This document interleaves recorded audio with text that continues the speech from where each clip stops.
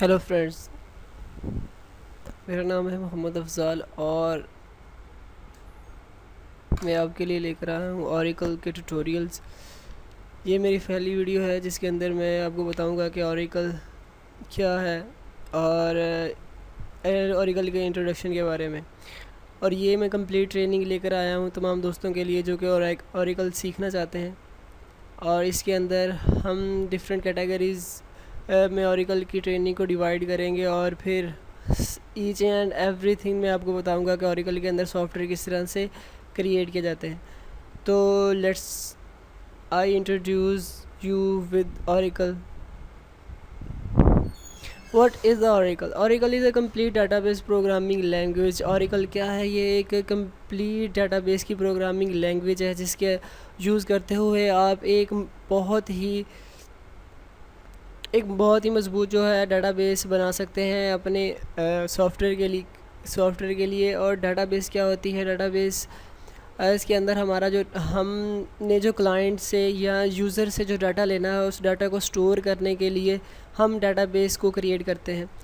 जैसा कि आपने देखा होगा कि बहुत सारे मेडिकल स्टोर्स या फैक्ट्रीज़ के अंदर डाटा स्टोर किया जाता है। जितने भी एम्प्लॉयज़ होती हैं उनकी सैलरीज़ और मेडिसिन की डिटेल्स वगैरह को सेव करने के लिए हमें स्पेस चाहिए होती है। उसके लिए हम डाटाबेस को क्रिएट करते हैं जिसके अंदर हमारा सारा डाटा जो होता है वो स्टोर होता है। तो इसलिए डाटाबेस को क्रिएट किया जाता है। और डाटाबेस क्रिएट करने के लिए हम ओरेकल के अंदर एसक्यूएल की क्यूरीज़ यूज़ करते हैं। तो सबसे पहले हम देखते हैं कि ओरेकल की डेफिनेशन क्या है। ओरेकल क्या है कि ये जो मैनेजमेंट की जितनी भी इंफॉर्मेशन होती है इसको सप्लाई करने का एक ऐसा सॉफ्टवेयर है जो पूरी दुनिया के अंदर फेमस है। और इससे डाटाबेस के दरमियान रिलेशन का एक बहुत बड़ा सॉफ्टवेयर कहा जाता है इसे। ये डाटाबेस के दरमियान रिलेशन पैदा करता है, यानी कि हम एक से ज़्यादा भी डाटाबेस को आपस में कनेक्ट कर सकते हैं। ये हम आगे फर्दर मोर इसकी डिटेल जानेंगे जब हम इसके सॉफ्टवेयर को क्रिएट करेंगे। अब हम आते हैं कि ओरेकल के बारे में आपने शायद सुना हो कि ओरेकल जो होता है RDBMS सॉफ्टवेयर होता है। अब RDBMS सॉफ्टवेयर क्या होते हैं? RDBMS का मतलब होता है रिलेशनल डाटाबेस मैनेजमेंट सिस्टम, यानी सिस्टम और डाटाबेस के दरमियान एक रिलेशन कायम करने को RDBMS कहते हैं। हमने ये सुना है कि आपने देखा भी होगा कि एक्सेल और वर्ड और इसी तरह वर्ड पैड के अंदर हम डाटा सेव कर सकते हैं, कॉलम क्रिएट कर सकते हैं और इसी तरह हम टेबल्स के अंदर डाटा स्टोर कर सकते हैं। यही जो टेबल हम डाटाबेस जो ओरेकल के अंदर हम क्रिएट करेंगे उसके अंदर हम डाटाबेस क्रिएट करते हैं रोज़ और कॉलम की सूरत में। लेकिन इनके दरमियान डिफरेंस क्या होता है कि ओरेकल और एक्सेल और जो वर्ड है इसके दरमियान में डाटा स्टोर करने के दरमियान फ़र्क क्या होता है?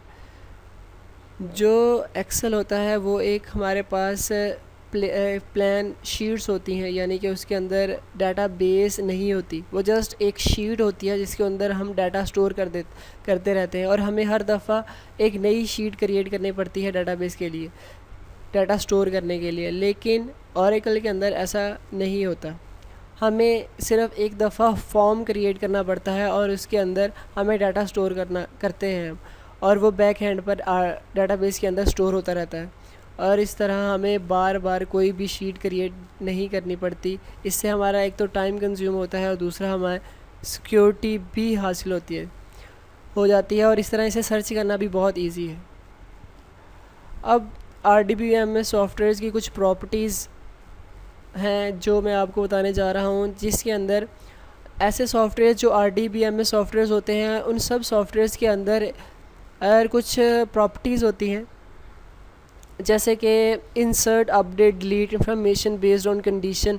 जैसे कि इंसर्ट करने की एक इसके अंदर प्रॉपर्टी होती है कि हम डाटा इंसर्ट कर सकते हैं RDBMS सॉफ्टवेयर के अंदर, उसे अपडेट कर सकते हैं, डिलीट कर सकते हैं। और ये सब अपडेट डिलीट और ये इंसर्ट जो हम डाटा करते हैं हम एक किसी कंडीशन के बायस भी डाटा सेव कर सकते हैं। ये कंडीशन के थ्रू हम इसके अंदर डाटा जो है वो इंसर्ट कर सकते हैं, अपडेट कर सकते हैं और डिलीट कर सकते हैं। इसके अलावा सेकंड पर हमारे पास आता है कि एक्सेप्ट एसक्यूएल क्यूरीज। जो भी RDBMS सॉफ्टवेयर होते हैं उसके अंदर जो लैंग्वेज यूज़ होती है वो SQL होते हैं। SQL का मतलब क्या होता है, स्ट्रक्चर क्यूरी लैंग्वेज, और ये बहुत ही फेमस लैंग्वेज है जो हमें डाटाबेस क्रिएट करने में हेल्प करती है। उसके बाद RDBMS सॉफ्टवेयर जो होते हैं इनकी एक प्रॉपर्टी ये होती है कि हमें सिक्योरिटी प्रोवाइड करते हैं, यानी इसका हम यूज़र और पासवर्ड क्रिएट करते हैं, और इसको हैक करना तकरीबन नामुमकिन होता है कि डाटाबेस को हम हैक नहीं कर सकते जो ओरेकल की डाटाबेस होती है। इसलिए तकरीबन 90% या 100% जितने भी सॉफ्टवेयर क्रिएट होते हैं फैक्ट्रीज़ के अंदर या बड़ी बड़ी जितने भी अदारे होते हैं उनके लिए, वो तकरीबन सभी ओरेकल के अंदर ही डिज़ाइन किए जाते हैं, और इसी की डाटाबेस को यूज़ करते हुए उनका डाटा जो होता है वो स्टोर किया जाता है। उसके बाद ट्रांसलेशनल कंट्रोल होता है। एक से ज़्यादा लोग भी इस सॉफ्टवेयर को कंट्रोल कर सकते हैं जो ओरेकल के अंदर क्रिएट किए जाते हैं, लेकिन हम एक और इसका बेनिफिट ये है कि हम डिफरेंट यूज़र क्रिएट करके उन्हें डिफरेंट कंडीशन दे सकते हैं कि कुछ यूज़र ऐसे होंगे जो सिर्फ डाटा इंसर्ट करेंगे, कुछ यूज़र ऐसे होंगे जो अपडेट करेंगे, कुछ यूज़र ऐसे होंगे जो सिर्फ डाटा डिलीट कर सकते हैं और उनके पास और कोई भी एबिलिटी नहीं होगी डाटाबेस के अंदर कोई भी चेंजिंग करने की। इसके अलावा जो RDBMS सॉफ्टवेयर्स होते हैं वो मैनेज करते हैं डाटा शेयरिंग को, ऐसे रूल्स है। इसी तरह SQL common for all RDBMS packages. जहाँ जहाँ RDBMS सॉफ्टवेयर्स यूज़ होते हैं उनके अंदर SQL की क्यूरीज़ यूज़ होती हैं, यानी जहाँ भी ओरेकल यूज़ होगा उसके अंदर SQL की क्यूरीज़ यूज़ होंगी। या इसके अलावा आप देख लें कि जो भी RDBMS सॉफ्टवेयर्स होंगे उनके अंदर ये प्रॉपर्टीज़ होती हैं जो आपके सामने अभी आप देख रहे हैं, और ये इसके अंदर आगे फर्दर मोर हम देखते हैं कि जो ओरेकल के अंदर कंपाइल जो होते हैं वो 4 किस्म के होते हैं। सबसे पहले होता है DDL। इसका मतलब क्या है, डाटा डेफिनेशन लैंग्वेज और डाटा डिस्क्रिप्शन लैंग्वेज। उसके बाद DML होता है, इसका मतलब क्या है, data manipulation language. DCL data control language and DRL data retrieval language. अब डाटा डेफिनेशन लैंग्वेज और डाटा डिस्क्रिप्शन लैंग्वेज क्या है, इसके अंदर हम सेलेक्ट की क्यूरीज़ यूज़ करते हैं, यानी कि हमने जितना भी डाटा इसके अंदर स्टोर किया है वो हम देख सकते हैं।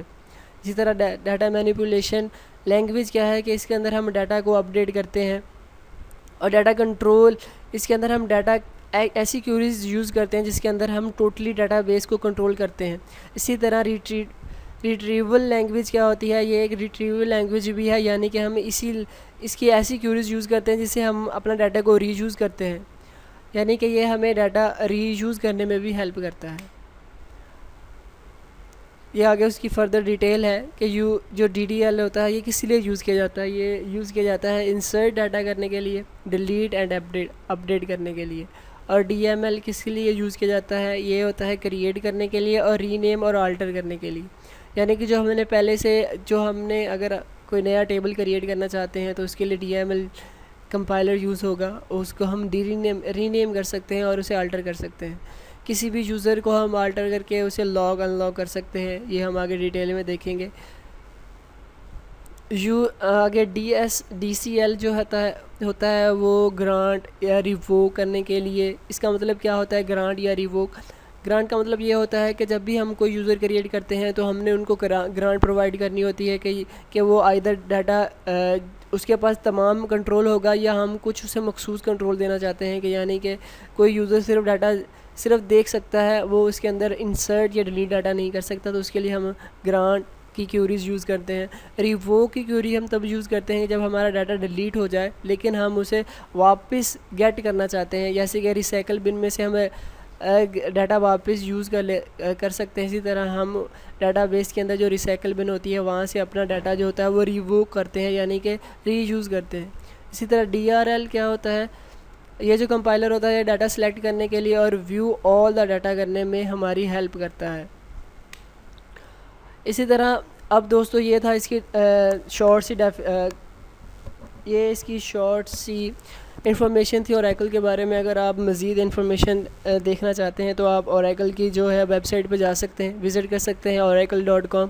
वहाँ पर आपको कम्प्लीटली इसकी जो है आपको डिटेल मिल जाएगी, कंप्लीट वो आपको इसके बारे में बता देंगे। इसलिए मैं आपको इसको बस इतनी ही डिटेल बताना चाहूँगा। इसके बाद हमारी कोर्स आउटलाइन है। कोर्स आउटलाइन में सबसे पहले हम डाटाबेस सीखेंगे कि डाटाबेस क्या होती है और इसके अंदर PL/SQL की क्यूरी, SQL की क्यूरीज़ किस तरह से यूज़ होती है, उसमें से हम किस तरह से टेबल क्रिएट करते हैं, डाटा इंसर्ट करते हैं, फिर उसे कंट्रोल करते हैं। उसके बाद हम फॉर्म बिल्डर के अंदर अपने जितना भी डाटा सॉफ्टवेयर्स होंगे उनका हम ग्राफिक्स में उसको डिज़ाइन करना सीखेंगे कि उसके बटन किस तरह से क्रिएट किए जाते हैं। इसके बाद टेक्स्ट बॉक्स, लिस्ट, एक सॉफ्टवेयर बनाने में जो जो चीज़ें हमें हेल्प देती हैं उन्हें हम ग्राफिकली कंट्रोल जो करते हैं वो फॉर्म बिल्डर के अंदर हम इसे यूज़ किया जाता है। फॉर्म बिल्डर के अंदर बहुत सारे टूल्स होते हैं जिन्हें हम यूज़ करके अपने सॉफ्टवेयर्स को एक ग्राफिकली लुक देते हैं। इसके बाद रिपोर्ट्स हैं, यानी कि हम अपने ओरेकल के अंदर बने हुए सॉफ्टवेयर के थ्रू रिपोर्ट्स भी तैयार कर सकते हैं, यानी कि अगर हमने कोई भी प्रिंट लेना है तो उसके लिए हम रिपोर्ट्स का यूज़ करते हैं प्रिंट आउट लेने के लिए। तो दोस्तों ये था हमारा introduction to Oracle. Thanks a lot.